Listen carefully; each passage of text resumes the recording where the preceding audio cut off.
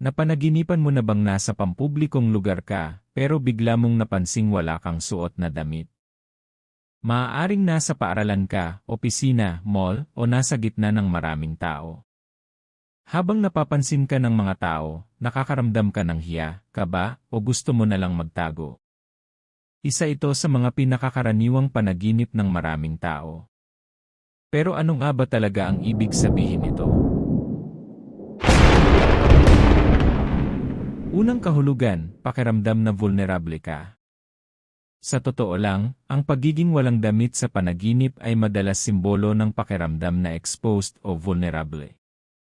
Maaaring may sitwasyon sa buhay mo kung saan pakiramdam mo ay nahuhusgahan ka o natatakot kang makita ng iba ang iyong mga kahinaan.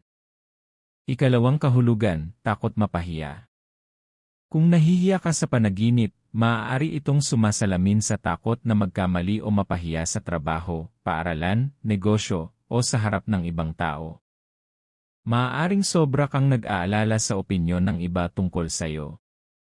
Ikatlong kahulugan, pagiging totoo sa sarili.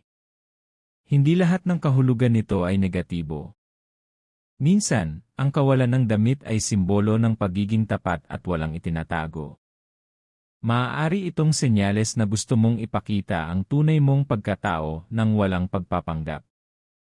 Ikaapat na kahulugan, kakulangan ng kumpiyansa.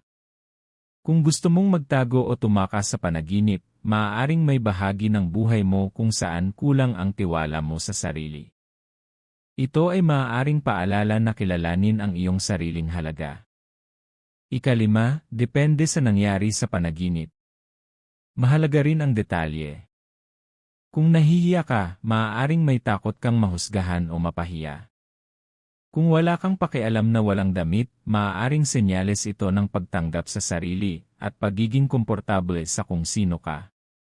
Kung walang pumansin sa iyo, maaaring ang mga kinatatakutan mo ay mas malaki lamang sa isip mo kaysa sa realidad. Kung naghanap ka ng damit, maaaring naghahanap ka ng seguridad o kumpiyansa sa isang sitwasyon. Ika-6 na kahulugan, panibagong simula. Sa ilang pagkakataon, ang pagiging walang damit ay maaari ring sumisimbolo sa pag-iwan ng lumang pagkatao at pagsisimula ng bagong yugto ng buhay.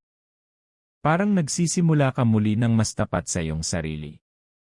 Sa totoo lang, ang panaginip tungkol sa pagiging walang damit sa pampublikong lugar ay hindi dapat agad ikabahala.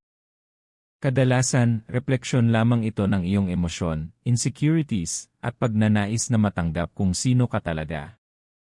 Kaya kung napanaginipan mong wala kang damit sa pampublikong lugar, tanungin mo ang sarili mo. May bagay ba akong ikinahihiya o kinatatakutang ipakita sa ibang tao?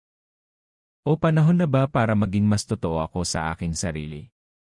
Kung nagustuhan mo ang video na ito, huwag kalimutang like, share, at subscribe sa Dream Signs para sa mas marami pang kahulugan ng panaginip. At ikaw, saan ka napadpad sa panaginip mo nang mapansin mong wala kang damit? Ano ang naramdaman mo? I-comment mo ang iyong karanasan sa ibaba. Hanggang sa susunod.